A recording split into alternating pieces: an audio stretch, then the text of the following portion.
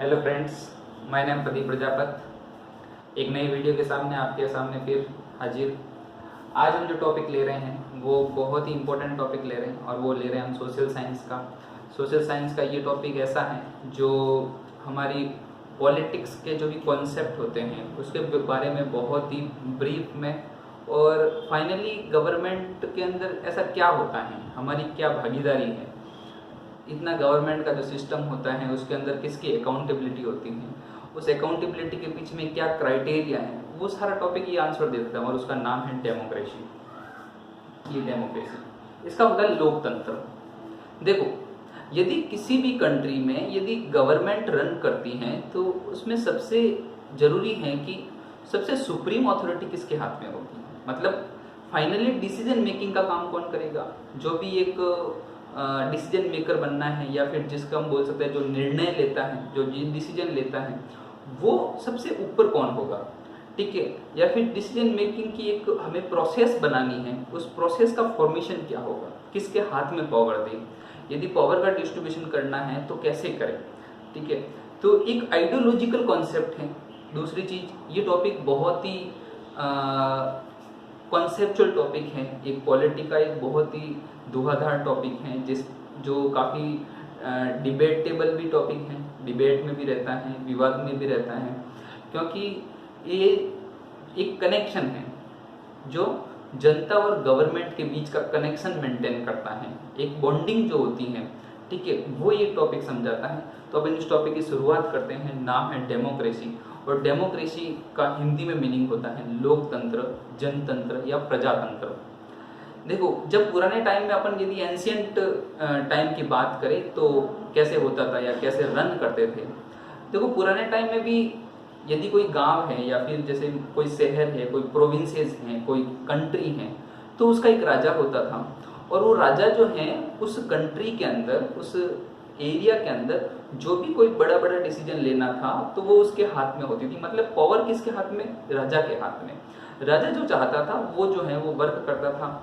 यदि कोई कानून बनाना है या फिर पब्लिक वेलफेयर से रिलेटेड भी यदि कोई भी टास्क एग्जीक्यूट करना है तो फाइनली अकाउंटेबिलिटी किसकी, राजा की, क्योंकि डिसीजन वो ले रहा है, ठीक है।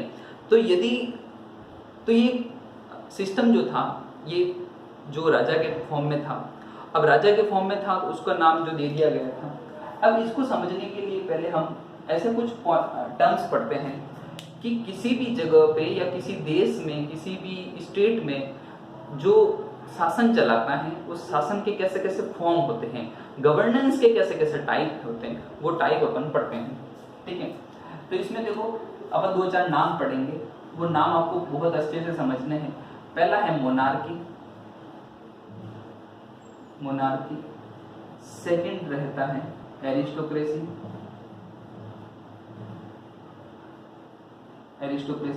एरिस्टोक्रेसी का ही जो दूसरा फॉर्म होता है वो अपन बोल सकते हैं ओलिगार्की।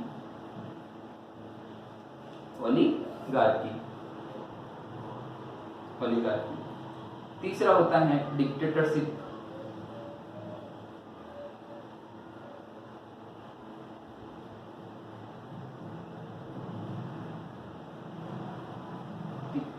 और मोनार्की हो गया, एरिस्टोक्रेसी हो गया, डिक्टेटरशिप हो गया, ठीक है।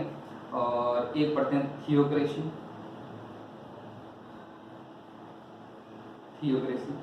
और 5वां अपन पढ़ते हैं डेमोक्रेसी। डेमोक्रेसी के अंदर भी एक और वर्ड आता है इसके अंदर, अपन जिसको बोलते हैं कॉन्स्टिट्यूशनल डेमोक्रेसी, ठीक है। तो ये 4-5 वर्ड हैं, ठीक है। अब इनको समझते हैं अच्छे से कि ये वर्ड क्या क्या है। देखो, मोनार्की जब किसी पर्टिकुलर जगह में यदि शासन जो करता है वो राजा है या रानी, जो एक हायरकी होती है, हेरिडिटरी होती है, जैसे राजा का बेटा वापस राजा बनेगा, उसका बेटा वापस राजा बनेगा, तो ये होता है मोनार्की, ठीक है। एक राजा शासन करेगा, राजा ही वहाँ पे डिसीजन लेगा, और राजा ही जो है जो डिसीजन ले रहा है वो उसके प्रति अकाउंटेबल है, वो जनता के प्रति जिम्मेदार है, ठीक है। सेकंड बात करते हैं अपन एरिस्टोक्रेसी और ओलिगार्की, ये दोनों लगभग सेम वर्ड हैं, देखो एरिस्टोक्रेसी में ये होता है the governance by the wealth people, some group of the wealth people, मतलब कुछ लोगों का समूह जो अमीर हैं, जो पैसों में थोड़े से ज्यादा हैं, ठीक है, जिनकी इकोनॉमिक स्ट्रेंथ बहुत अच्छी है, वो एक ग्रुप मिलके जो है वो शासन करता है, जिसको बोलते हैं एरिस्टोक्रेसी। उसके बाद में एक वर्ड होता है ओलिगार्की। इसमें वर्ड आता है कि governance by the group of the people, ठीक है, कुछ व्यक्तियों का समूह, ग्रुप ऑफ द पीपल, और यहाँ होता है वेल्थ, जो जिनकी अच्छी होती हैं वो पीपल, ठीक है, जो अमीर वर्ग होता है, ठीक है, जो पैसों वाला वर्ग होता है वो शासन करता है, और यहाँ पे होता है the group of the people, small group of people, लोगों का कुछ समूह होगा, वो जो है उस जगह पे पूरा शासन करेगा, वो ही सारे डिसीजन लेगा, और वो जो है जो डिसीजन लेगा वो फाइनल डिसीजन कहलाएगा, ठीक है। अगला है डिक्टेटरशिप। डिक्टेटरशिप डिक्टेटरशिप जिसको बोलते हैं वो होता है तानाशाही, ठीक है। जैसे पहले जो है आपने सुना होगा कि हिटलर जो है तानाशाह था, जो जर्मनी का शासक था, ठीक है, जर्मनी का शासक था, और जर्मनी की जो कैपिटल है वो है बर्लिन, ठीक है। तो हिटलर ये जर्मनी का शासक था, ठीक है। अब ये क्या है कि एक आदमी रूल करता है, इसमें सिर्फ एक आदमी जो होगा वो बिल्कुल एज ए डिक्टेटर की तरह वर्क करेगा, और उसके जो बोल दिया वो फाइनल है, उसका जो भी उसने बात बोल दी वही उसका रूल्स हैं, और वो रूल्स जो हैं वहाँ की जनता को, वहाँ की जो पब्लिक है उसको फॉलो करना पड़ेगा। अभी करंट में जो है अपन बोल सकते हैं नॉर्थ कोरिया, ठीक है, नॉर्थ कोरिया के अंदर डिक्टेटरशिप चलती है, और वहाँ का डिक्टेटर है किम जोंग, ठीक है, आप चाहे जिसको जानते होंगे डिक्टेटरशिप। उसके बाद में है थियोक्रेसी। थियोक्रेसी में होता है the governance by the priest, ठीक है, मतलब पुजारियों के द्वारा गवर्नेंस करना, या फिर अपन बोल सकते हैं कि जो रिलीजियस पीपल होते हैं, जो ऐसे धार्मिक जो एक संगठन होता है, ठीक है, उसके जो पुजारी होते हैं, जो प्रीस्ट होते हैं, उनके द्वारा यदि गवर्नेंस होता है तो वो कहलाता है थियोक्रेसी। और ये जो है इसका एग्जाम्पल आपको मिलेगा रोम में, ठीक है। रोम के अंदर कौन होता है? पोप, ठीक है। रोम के अंदर एक सिटी है जिसको बोलते हैं वेटिकन सिटी। वेटिकन सिटी के अंदर जो है वहां का किसका शासन होता है? पोप का शासन होता है, ठीक है। By the priest, governance by the priest, governance by the priest, ठीक है। अब देखो, अब अपना लास्ट का जो वर्ड आता है वो आता है डेमोक्रेसी, और इसको एक और वर्ड होता है जिसको बोलते हैं कॉन्स्टिट्यूशनल डेमोक्रेसी या संवैधानिक लोकतंत्र। कॉन्स्टिट्यूशनल डेमोक्रेसी, देखो कॉन्स्टिट्यूशनल डेमोक्रेसी जो है ये वर्ड आया है, ये वर्ड आया अपने वेस्टर्न कंट्री से। कहां से आया? वेस्टर्न कंट्री से, क्योंकि वहां पे जब पहले मोनार्की चलता था, पहले देखो जितनी भी कंट्री है ना उन सब में कहीं ना कहीं मोनार्की चलता था पहले, ठीक है। उसके बाद में जो है ये कॉन्स्टिट्यूशनल डेमोक्रेसी आया, या फिर डेमोक्रेसी के और भी जो बहुत सारे फॉर्म होते हैं वो फॉर्म जो है सामने आए। लेकिन पहले सब जगह कहाँ होता था? मोनार्की होता था या फिर थियोक्रेसी होता था।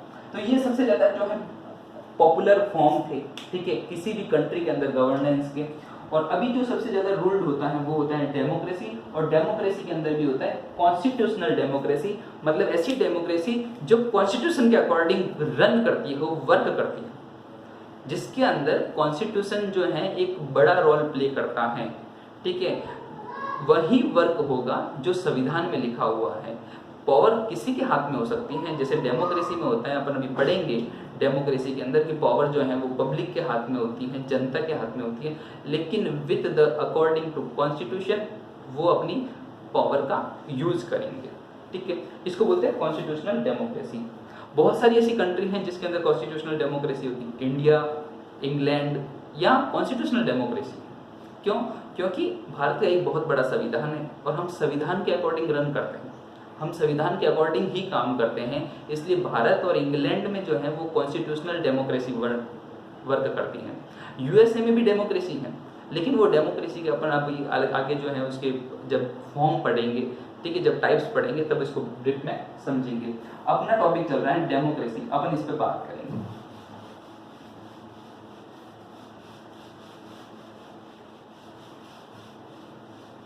देखो ये बहुत शानदार टॉपिक है, बहुत कॉन्सेप्चुअल है, इसको बहुत अच्छे से समझना है, ठीक है। और 10th क्लास के एसएसटी के अंदर यदि सबसे टफ टॉपिक या सबसे कॉन्सेप्चुअल टॉपिक यदि बात करोगे तो ये जो है ये डेमोक्रेसी ही रहेगा। अब देखो आगे बढ़ते हैं अपन, डेमोक्रेसी का मीनिंग पढ़ते हैं। डेमोक्रेसी जो है एक ग्रीक वर्ड से बना है, जिसका दो ग्रीक वर्ड से बना है, जिसमें एक होता है डेमोस प्लस, ठीक है, डेमोस प्लस क्रेशिया। डेमोस का मीनिंग होता है क्राउड, क्राउड है जिसको बोल सकते हैं पब्लिक। डेमोस का मीनिंग होता है क्राउड, क्राउड का मतलब होता है भीड़।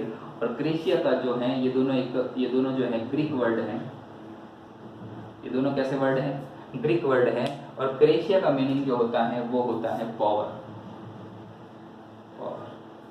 तो फाइनली दोनों से जो मिलके जो वर्ड बना वो बना डेमोक्रेसी। और इन दोनों का मीनिंग होता है power in the hand of the public, जनता के हाथ में शासन या जनता का शासन या जनता की पावर, ठीक है, power of public. This is the meaning of the democracy. Power जो है वो जनता के हाथ में है। देखो जितने भी शासन चल रहे थे वो उसमें पावर किसके हाथ में थी, अल्टीमेट किसके हाथ में जा रही थी, किसी के राजा के हाथ में जा रही थी, किसी के ग्रुप ऑफ द पीपल के हाथ में जा रही थी। और यहाँ पे डेमोक्रेसी के अंदर पूरी पावर ही जो है वो जनता को डिस्ट्रीब्यूट कर दी, ठीक है। अब देखो ये एक, इसमें अपन सोचते हैं कि पावर जनता के हाथ में है, लेकिन जनता उसका यूज क्या करती है, ये सबसे इंपॉर्टेंट है। जनता उसका यूज करती है जब हर गवर्नमेंट बनाने का टाइम आता है, हर 5 साल में, या फिर जब भी इलेक्शन होते हैं तो उस टाइम जनता जो है अपने वोट का जो राइट है, राइट टू वोटिंग है, उसका यूज करती हैं। और उस पावर का यूज करके वो गवर्नमेंट बनाती हैं और वो गवर्नमेंट वर्क करती हैं, ठीक है। अब इसके अपन आगे पढ़ेंगे। इसके बाद में जो अपने पढ़ता है, ठीक है, इस टॉपिक के अंदर अपन पढ़ेंगे क्या, ये टॉपिक स्टार्ट हो गया है, लेकिन इसमें अपन क्या क्या पढ़ना है। देखो पहले तो पढ़ना है अपन को मीनिंग डेमोक्रेसी का, सिंपल मीनिंग पढ़ेंगे। उसके बाद में पढ़ेंगे अपन फॉर्म्स एंड टाइप्स, ठीक है। थर्ड अपन पढ़ेंगे, जब फॉर्म ऑफ टाइम पूरे पढ़ लेंगे तो उसके बाद में पढ़ेंगे प्रिंसिपल ऑफ डेमोक्रेसी, डेमोक्रेसी के क्या क्या प्रिंसिपल हैं, किन किन कॉन्सेप्ट पे डेमोक्रेसी वर्क करती है। उसके बाद में पढ़ेंगे अपन इसके जो सैलिएंट फीचर हैं, सैलिएंट फीचर, ठीक है, मतलब विशेषताओं के बारे में पढ़ेंगे। उसके बाद में अपन पढ़ेंगे इनके मेरिट और डीमेरिट, मतलब डेमोक्रेसी के क्या क्या गुण हैं और क्या क्या जो अपन बोल सकते हैं अवगुण हैं, या क्या क्या उसकी डीमेरिट्स, मतलब क्या क्या उसकी आलोचनाएं हैं, ठीक है, वो सब पढ़ेंगे। मेरिट और सेकंड है डीमेरिट्स, ठीक है, डीमेरिट्स। उसके बाद में अपन जाते जाते लास्ट जो टॉपिक रहेगा हमारा, वो टॉपिक रहेगा the essential condition to get the success of the democracy. मतलब आपको डेमोक्रेसी को यदि सक्सेस करवाना है, क्योंकि डेमोक्रेसी में बहुत सारी कमियां देखने को मिलेगी, हमें उन कमियों को यदि कम करना है, ठीक है, डेमोक्रेसी में बहुत सारी कमियां हैं, बहुत सारी आलोचनाएं हैं, ठीक है, क्योंकि India is the biggest democratic country, largest democratic country of the world. तो यहाँ पर बहुत सारी कमियां हैं, उन कमियों को भी कम करना पड़ेगा और उसके लिए बहुत सारे पॉइंट हैं, क्या क्या कंडीशन फॉलो करनी चाहिए। तो यहाँ पे अपन पढ़ेंगे कंडीशन